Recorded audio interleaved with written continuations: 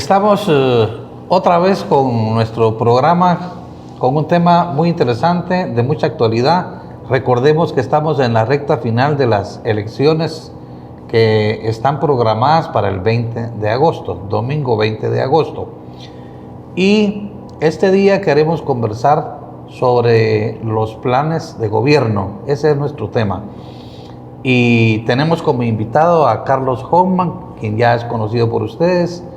Él es un analista y además ha escrito libros y es un conferencista de primera sobre los temas socioeconómicos y políticos del país.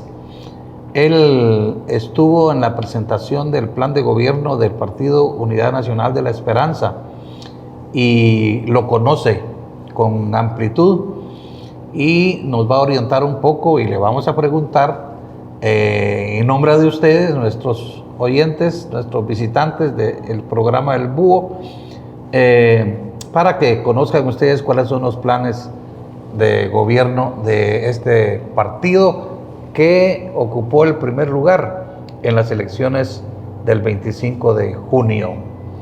Y el segundo lugar lo ocupó el movimiento Semilla. Ambos partidos van a la segunda vuelta el 20 de agosto.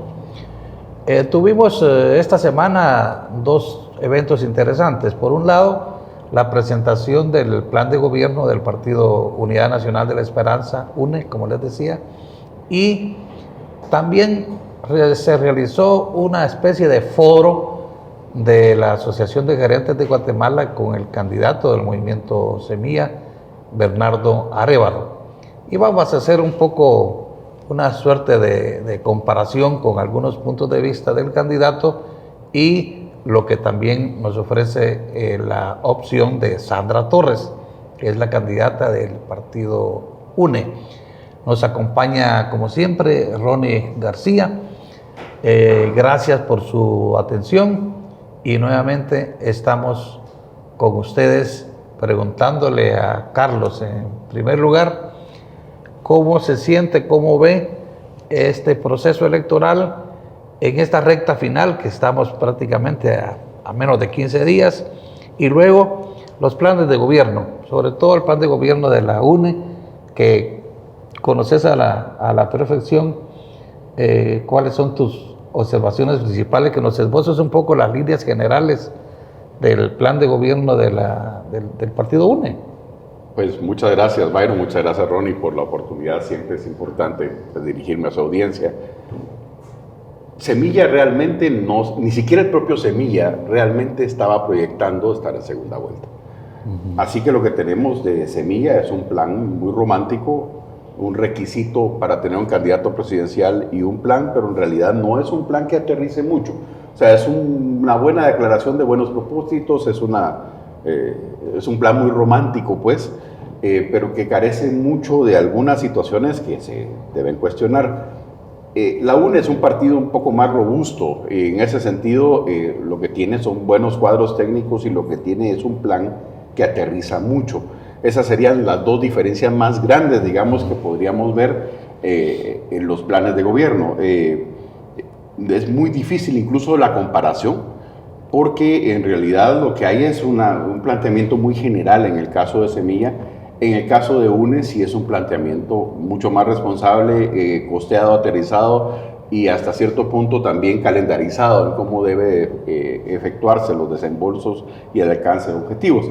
Entonces es bien complicado, digamos, hacer una comparación, porque en realidad, en el fondo, Semilla no tiene un plan de gobierno. Lo que tiene es una especie de requisito para tener un candidato presidencial que, por una dinámica que todavía tratamos de explicarnos todos, incluyendo el movimiento Semilla, posiblemente pues no estaban previendo, digamos, más que ser un proyecto legislativo, y lo que sí tiene es una gran propuesta de leyes, digamos, muy polémicas, por cierto, algunas, pero en realidad no tiene aterrizajes muy grandes, tiene generalidades y puede caber un transatlántico y un portaaviones, así como un cayuco de los nuestros, que perfectamente cabe en esa generalidad que plantea en este momento.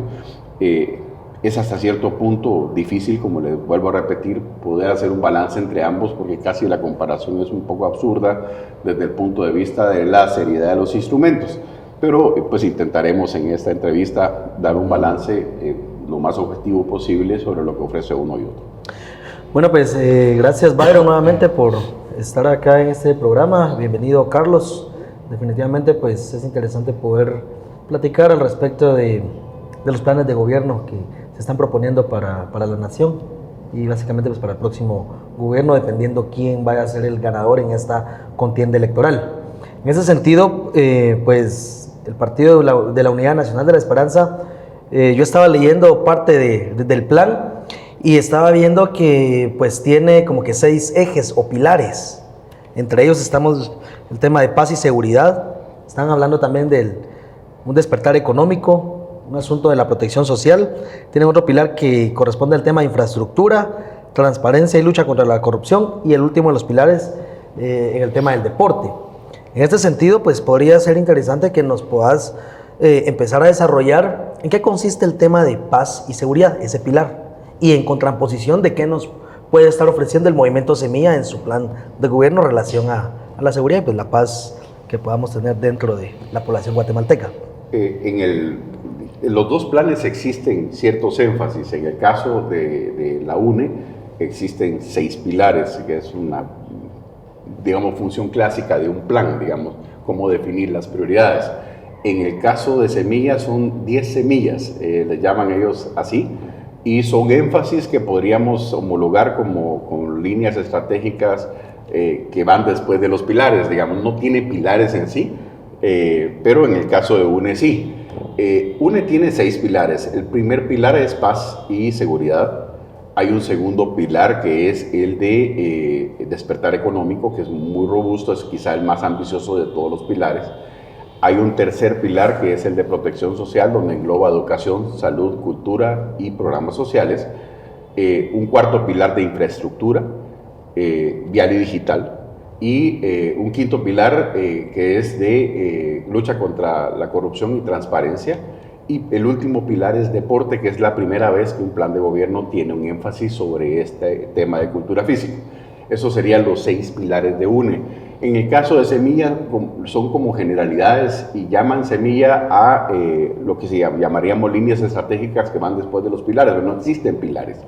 Y básicamente son 10 énfasis donde también engloban el tema de seguridad. En el tema de seguridad concretamente, que es la pregunta tuya, Ronnie, Semilla plantea una situación más preventiva del delito que reactiva del delito. Ellos plantean el hecho de que la criminalidad común, digamos, hunde sus raíces en la injusticia social y en ciertas situaciones que son obviamente causales de delito, pero no tiene grandes situaciones con respecto a la seguridad.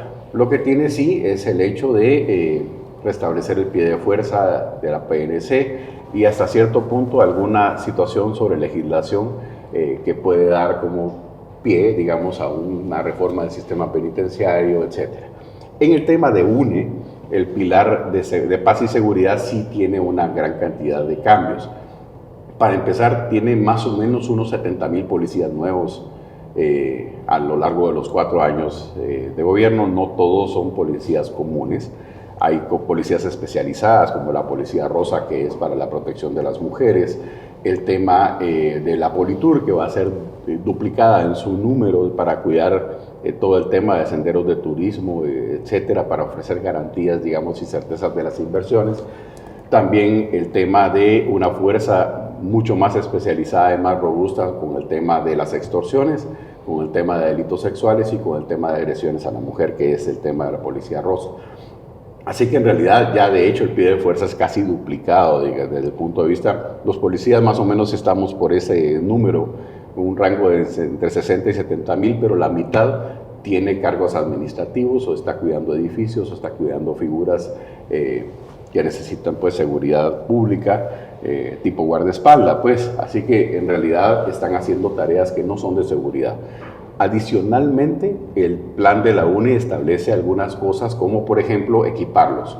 Que no sea una situación donde el policía está consiguiendo sus municiones.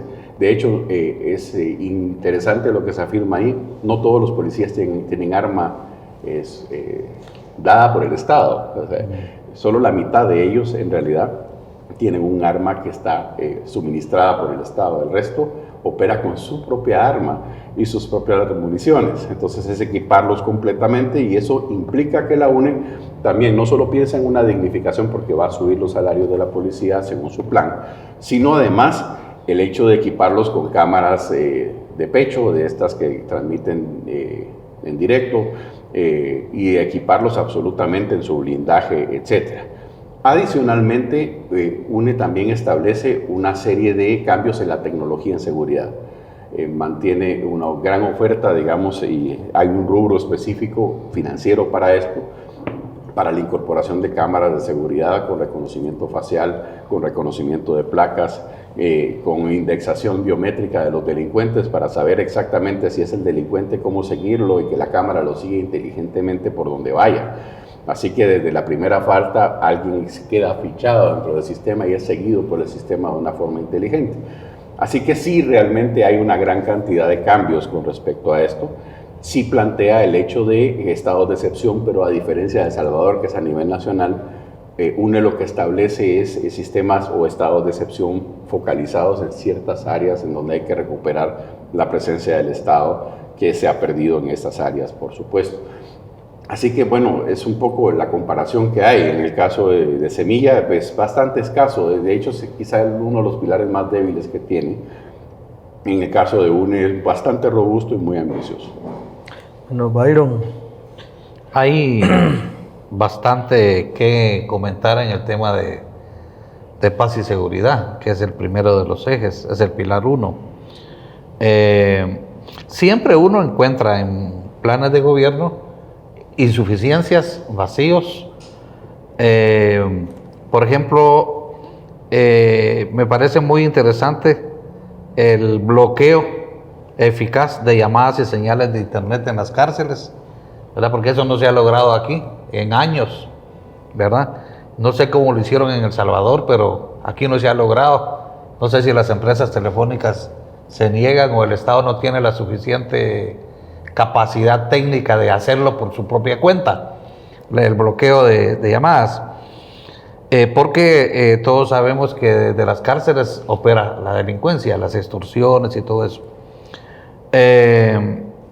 Me parece también importante que se plantee como alternativa a la pena de muerte, porque recordemos que la pena de muerte siempre en forma propagandística la proponen los candidatos, sabiendo pues que Guatemala no puede aplicar la pena de muerte. Pero me parece importante que aparezca la cadena perpetua como alternativa, ¿verdad?, para los asesinos, extorsionistas y violadores. Algunos cuestionarán que la cadena perpetua también, digamos, pues que no es tan rentable para el Estado estar alimentando toda la vida, pero son opciones, ¿verdad?, que inevitables. Me parece que está un poco en vacío la falta de una política de seguridad comunitaria, porque la seguridad comunitaria, bueno, al menos en Costa Rica tiene mucha eficacia, ¿verdad? No sé, en Guatemala sí es muy difícil aplicarlo porque aquí somos demasiados habitantes, es muy extensa la ciudad, pero incluso creo que ya existe un viceministerio de seguridad comunitaria en gobernación, pero me parece que es muy retórica su función porque no se le ve por ningún lado que realmente exista. Pero hay muchos temas que podrían ser objeto de comentario en este pilar 1 de paz y seguridad. Creo que está muy focalizado en áreas urbanas, en el área rural. No veo yo mucho enfoque en el área rural, excepto, digamos, la cuestión del turismo. Pero me parece interesante para pues, la población conocer que existe un plan de seguridad bastante detallado y con muchas opciones para que realmente se aplique pues, a nivel nacional. ¿Qué dices, Ronnie? Sí, pues bueno, en relación al tema de la policía comunitaria, pues yo tengo entendido que parte de que no se aplica quizás eso es que rotan a los policías. y es precisamente porque al existir ya un acercamiento con la seguridad en las comunidades, pues ya se puede incidir en algún tipo de corrupción o de favoritismos en cuanto al tema de seguridad. No sé si la UNE pues plantea ese tema de seguridad comunitaria en el plan de gobierno o si van a seguir desarrollándolo pues de la manera rotativa. No, de hecho sí.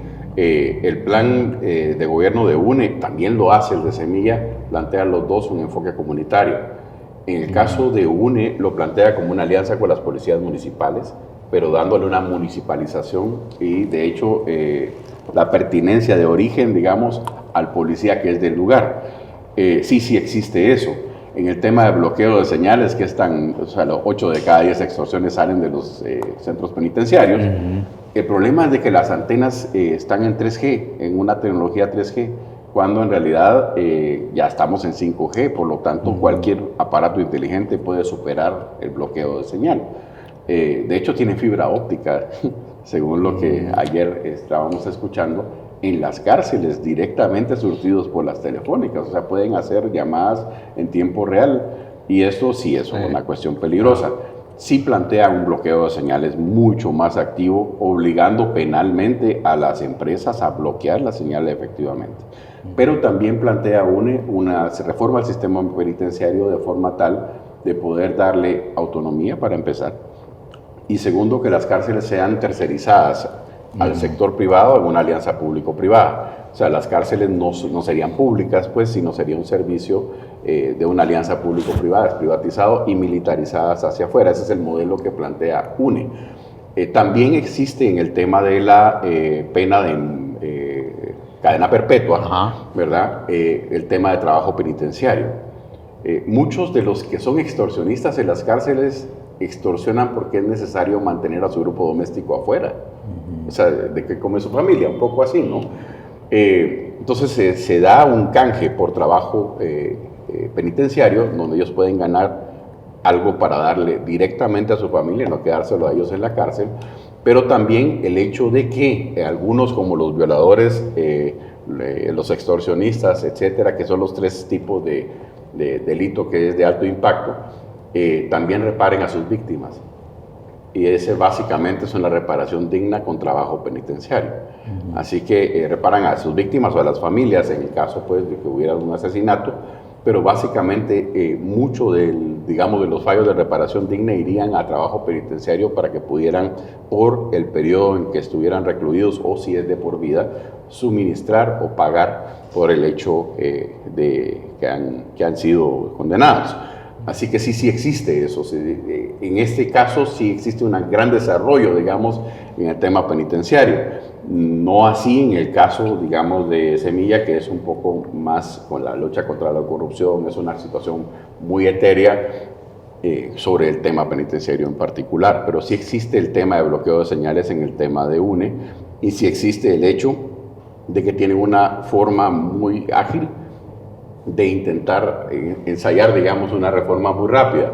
Si tienen proyectado 4 cárceles de máxima seguridad fuera de los centros urbanos, fuera de cualquier sitio habitable, de forma tal de que además estén aislados hasta cierto punto y pues esas cárceles serían bajo alianzas público-privadas concesionadas internacionalmente para ser construidas como cárceles y acondicionadas de forma tal de que hubiera máxima seguridad en ellas. Bueno, doctor, en cuanto al tema económico, pues el pilar número 2 el pilar número 2 habla de un despertar económico y el pilar 3 pues de una protección social. ¿De qué manera es que la UNE en su gobierno pretenden reactivar la economía? Puesto que después de una pandemia que hubo, pues ahora vemos que en Guatemala todos los productos están por las nubes, productos muy caros. Pues también el tema de las exportaciones, pero aún así se tiene que crear una como balanza, es decir, en el sentido de que cuánta inversión puede venir al país, pero cuánto va a ser el gasto social y cuánto se está estipulando que pueda tener de crecimiento económico Guatemala en los 4 años de gobierno. Esto versus lo que está planteando el movimiento Semilla. Empiezo por Semilla, tal vez es más fácil porque es un poco más reducido.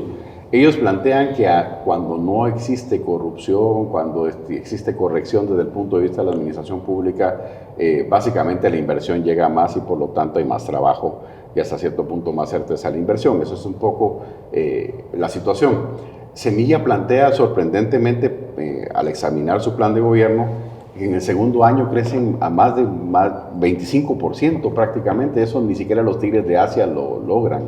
Que están más o menos por el 8-9% en este momento. O sea, ni Singapur, que es el que más podría decir que pudiera tener una tasa tan alta, es básicamente 1 millón de millones de quetzales nuevos desde el punto de vista de la generación de riqueza. Eso no es simple, ni siquiera exportando a los 16 millones de guatemaltecos podemos en remesas hacer eso, pues. Yo decía un poco en broma que tal vez... No es sobre base cierta, pues. ¿Será que se confundieron en un puntito no, porque ahí? de hecho tuve cuidado porque dije yo, si la gráfica está así, me fui al texto y el texto lo dice también. Así que no puede ser un error, digamos, cuando está ratificado ahí, desarrollado en el texto igual. O sea, sí existe mucha... cabe pues un elefante, una ballena o cualquier en ese tipo de situaciones, porque en realidad es un esfuerzo bien romántico de plantear la economía. Y tiene buenos teóricos y de centros de investigación Semilla, pero tuvieron ese gazapo grande, en donde además plantea políticas redistributivas y predistributivas, y literalmente así dice su plan. Las redistributivas son el que gana más, paga más, que es como una especie de impuesto sobre la renta empleado, pero las predistributivas son impuestos a la riqueza, sin haber producido bienes o sin haber producido servicios. Por lo tanto, básicamente, si los dueños de la riqueza son los que pueden dar empleo y se reduce fuertemente ese margen, posiblemente el empleo, lejos de crecer, sea, digamos, más deprimido. En el tema de UNES sí existe, pues, otro tipo de enfoque. Democratiza mucho el crédito. Y eso significa que coloca en el sistema bancario fondos de contrapartida fideicometidos que absorben el riesgo bancario. Por lo tanto, si el banco no tiene riesgo para prestar, obviamente lo va a hacer más y mejor. Y plantea una serie de situaciones. Tiene un programa que se llama El Capitalito, que es para 150,000 madres, hogares uniparentales, que serían madres solteras, para el emprendimiento. También tiene 250,000 préstamos para pequeña y mediana empresa, que son préstamos que ellos dicen a la palabra. Habría que ver un poco cómo se hace el mecanismo, no creo que sea así, pero sí tienen esa provisión, digamos, de crédito robusto. Pero además eliminan 2 impuestos importantes. El IVA de algunos productos, como el tema del fertilizante, el tema de 12 productos de la canasta básica, el tema de ciertos aperos de labranza y de las medicinas. Ese IVA, obviamente, que el Estado deja de percibir, lo que en teoría se da es de que ante la mayor cantidad de dinero en la bolsa de las personas se recupera cuando vaya a comprar alguna situación y por IVA se recupera. Pero es básicamente no quitarlo antes de consumir, sino después de haber consumido lograr recuperarlo. Vamos a un corte y regresamos en un momentito, porque este tema da para mucho. Así es. Y creo que aquí nos vamos a enfocar un poco más. Así que regresamos en un momento.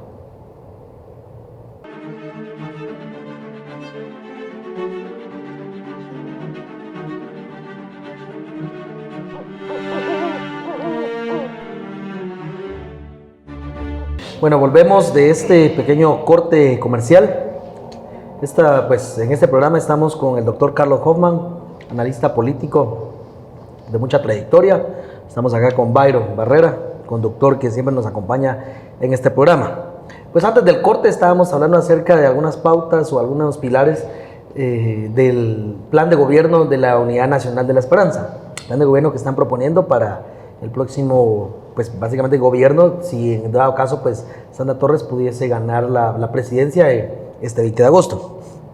En ese sentido estábamos hablando precisamente del tema económico, y aquí el doctor Hoffman pues nos estaba haciendo un esbozo, una explicación de qué consistía este pilar y de qué manera pues se van a establecer algunos compensadores económicos para poder llevar a cabo este pilar. ¿Nos podría seguir ampliando, doctor Hoffman, por favor? Solo con un agregado, yo decía de que el tema que más preocupa en estos momentos a la población es el alto costo de la vida, ¿verdad? Hoy todo ha subido, dicen. Eso es lo que dice la gente. Todo ha subido. Y así argumentan la subida de precio de todos los productos. Por eso parece interesante la propuesta respecto de la canasta básica y de las medicinas. ¿Qué tan real es esta propuesta? De hecho, lo que deja de percibir el Estado, según el modelo que plantea UNE, es que si yo le quito en este momento al Estado este ingreso, porque voy a básicamente subsidiar, porque dejo de percibir en la compra de la medicina o en la compra de alimentos el IVA, por ejemplo, lo recupero después de que la gente consuma. Eso es básicamente cómo está esta situación. En este momento se captura el impuesto antes de la venta y esto no genera, o sea, es un precio mayor el que uno paga por adquirir un bien de comida, por ejemplo. Entonces le quita, digamos, a ciertos productos con cero impuestos. El tema de los fertilizantes es con cero impuestos, aunque sí va a otorgar fertilizante gratuito para pequeños y medianos agricultores. Entonces, esa es una cuestión que baja mucho, digamos, el tema de costos, porque en este momento, por la guerra de Ucrania, están hasta la luna, digamos, los precios que hay de los fertilizantes. El tema de medicamentos es una cuestión importante porque Guatemala es el segundo país más alto en gasto de bolsillo de salud de América Latina, detrás de Venezuela, que es un país bloqueado, pues. Pero Guatemala es casi escandaloso el tema del precio de los medicamentos, entonces el Estado deja de percibir eso.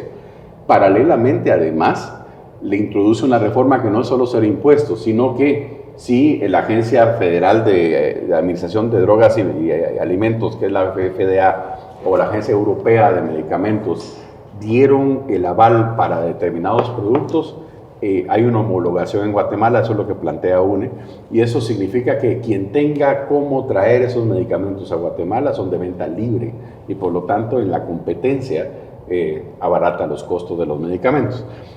Y finalmente hay una cantidad muy grande de empleo que está generando el tema de UNE. Una de las situaciones que tiene en este momento este plan es que contrata, digamos, a una cantidad de jóvenes importantes, 150,000 por año, solo dura un año.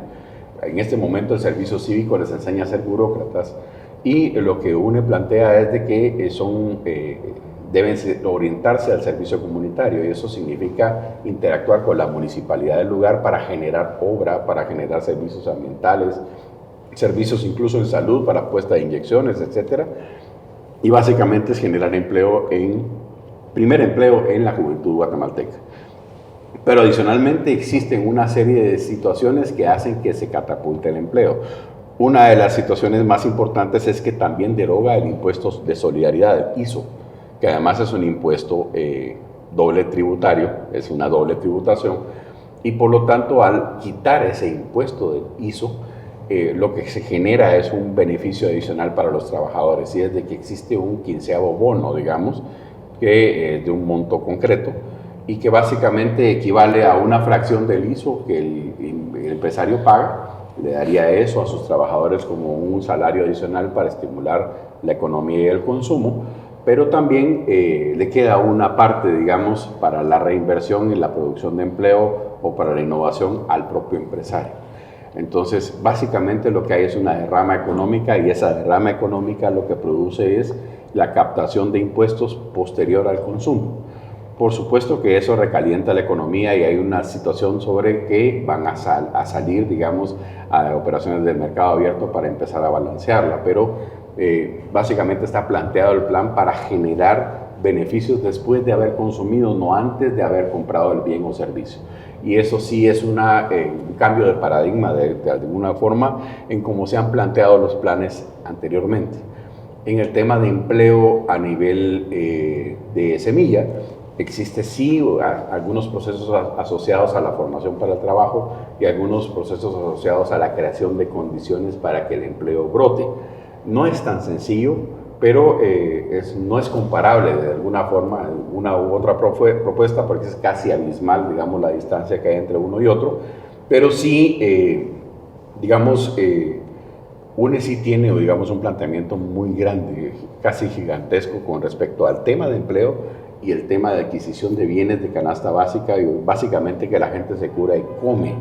Y es básicamente donde está poniendo todo el énfasis en la seguridad alimentaria y en la salud de los guatemaltecos, que son las dos áreas que básicamente el Estado subsidia al no percibir impuestos.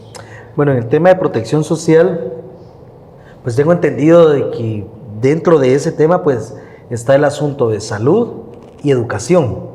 ¿De qué manera es que bueno, Sandra Torres va a implementar algún tipo de política pública en relación a estos dos rubros?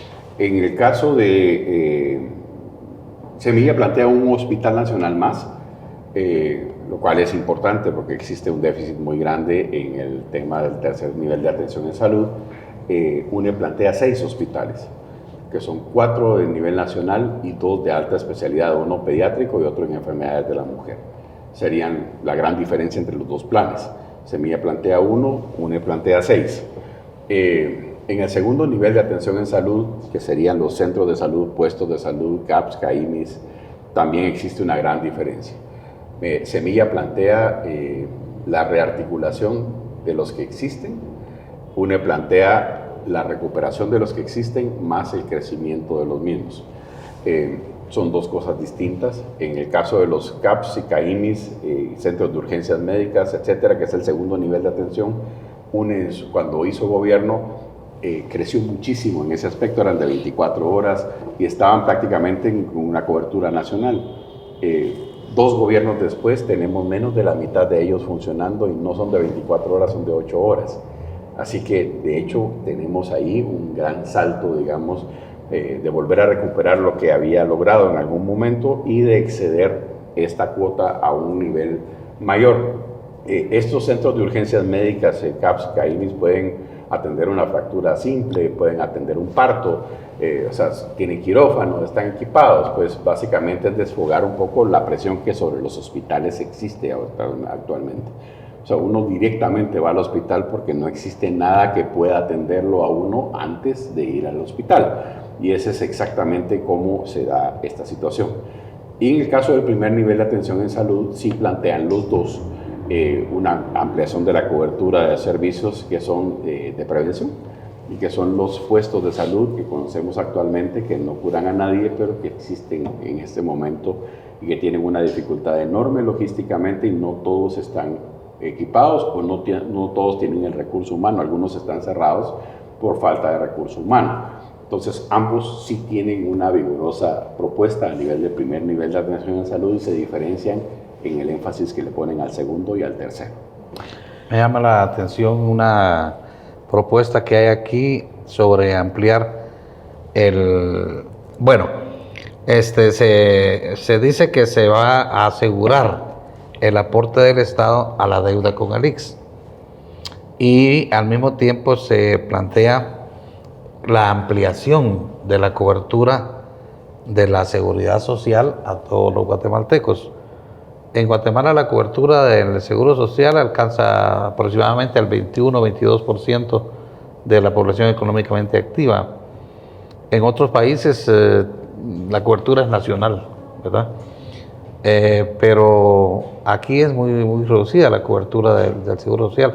No sé hasta qué punto el Estado y el ICS, viéndolos como entes diferentes, pueden ampliar esa cobertura, porque por ejemplo una persona que no tiene empleo no puede tener, aunque pague cuota, no hay acceso a la seguridad social, porque en México, por ejemplo, si uno no está trabajando pero uno puede aportar al ICS, entonces tiene un seguro federado que le llaman, que es un seguro igual al de cualquier trabajador, o sea, estás afiliado al seguro social, la diferencia es que pagas en forma individual al seguro social. Aquí no se puede hacer eso, ¿verdad?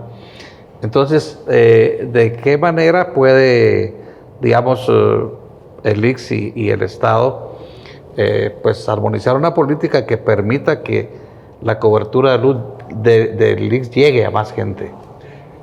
En el tema de Semilla no existe este tema. En el plan de gobierno de Semilla no tiene nada sobre seguridad social, cero. En el caso de UNE, el plan de gobierno de UNE tiene sí algunas situaciones importantes. Se le deben más o menos 65,000 millones al ICS y todos los años crece porque no hay forma de pagar semejante cosa, pero la misma ley orgánica del ICS impide poderles pagar o amortizar la deuda, digamos, porque la ley orgánica del ICS dice que solo se le puede pagar generando un nuevo impuesto.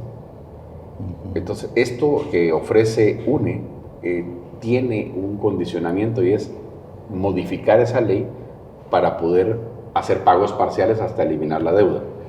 Ese es el planteamiento y es básicamente 7,000 millones por año que sale del saldo. O sea, ahorita nos pasamos de recaudación, digamos, y ese saldo de caja, que se financia mucho de eso de la deuda, pero también hay un saldo a favor, es el que se emplearía según el plan de UNE para poder pagar al ICS 7,000 millones al año, que es un montón de pisos, es casi la mitad de la deuda, digamos, al finalizar el periodo, lo que se está planteando. O sea, es grande, digamos, el aporte que se va a realizar, pero es básicamente al ICS le falta plata para poder diversificarse y tener cobertura nacional.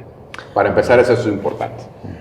Así que, teniendo la plata, es muy posible que el ICS pueda, por sus propios medios, tener la cobertura nacional que necesita. Pero también el hecho de que esa misma reforma de la seguridad social plantea también que el papel rector del ICS se vincule al sector privado.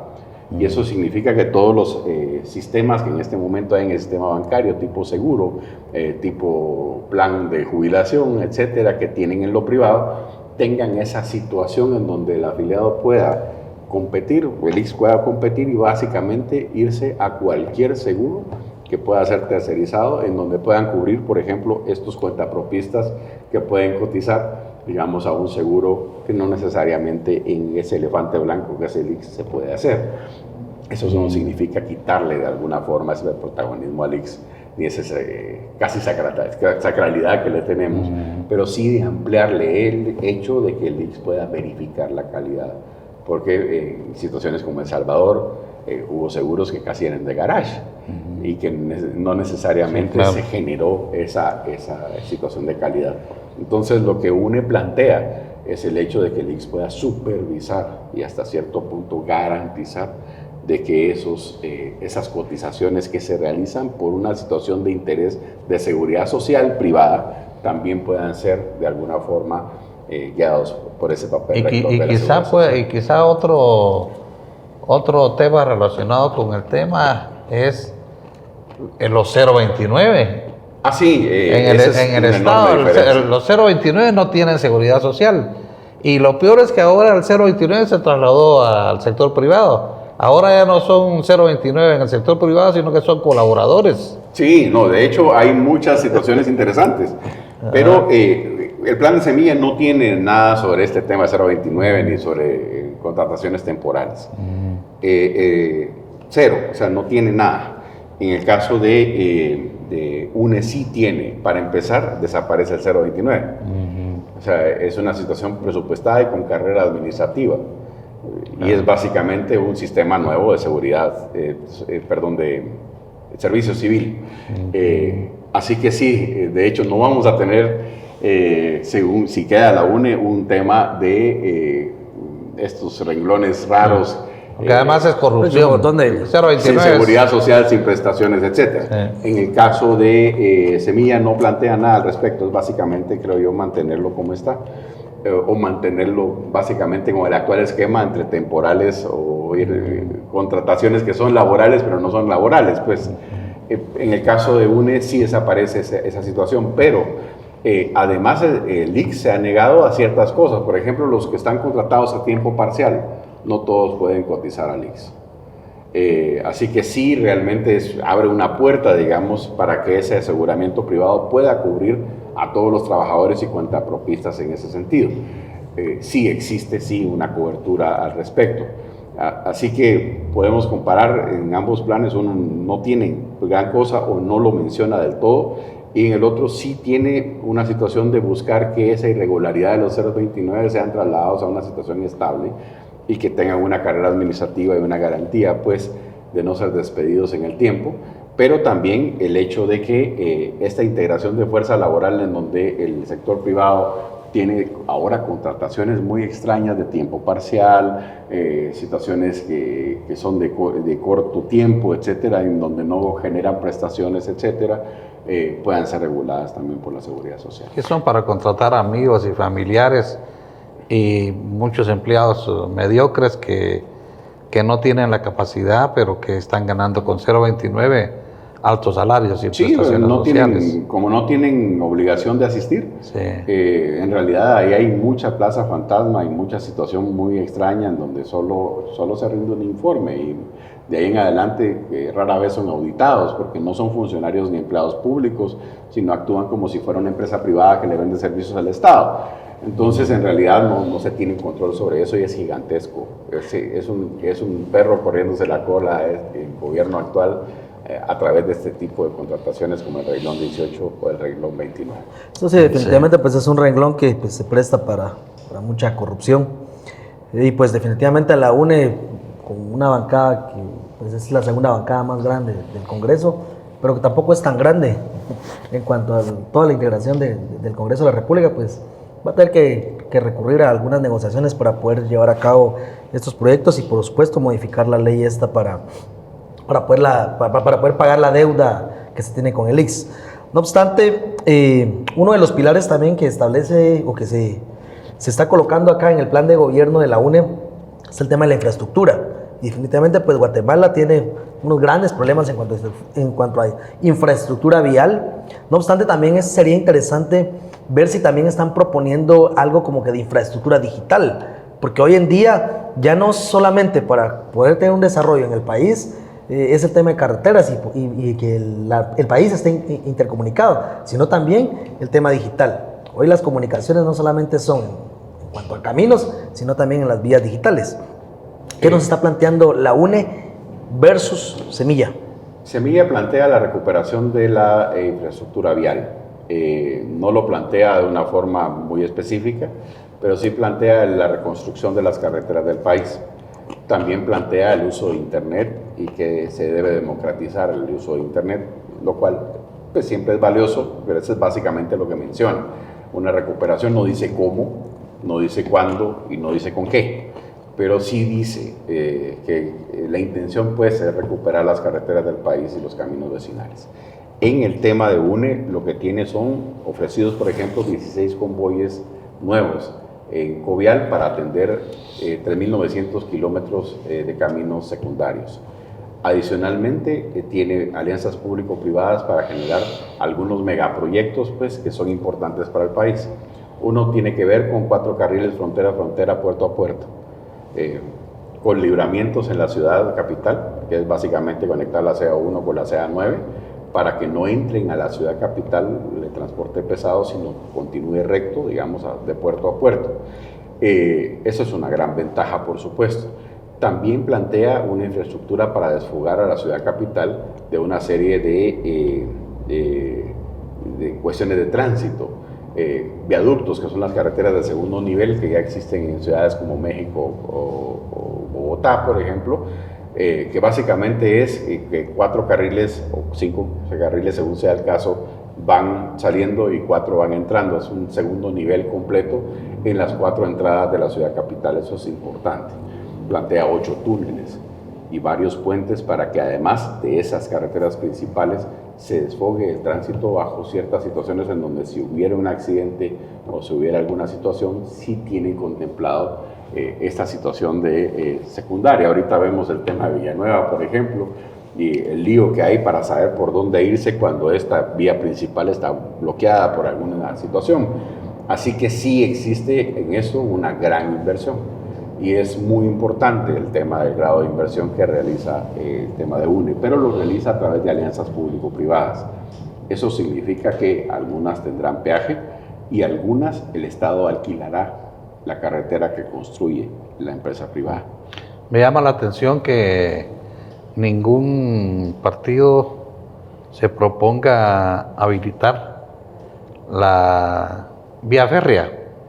No, sí, los dos, pero en el caso de Semilla plantea el tren de pasajeros en la ciudad capital, En el caso de UNE plantea un tren de carga y empleando la misma vía férrea o un tren de pasajeros. El Metroriel también, y plantea un sistema también subterráneo para el transporte colectivo. O sea, son dos diferencias grandes, pero sí los plantea los dos. El tema de hecho, Semilla plantea un metro subterráneo.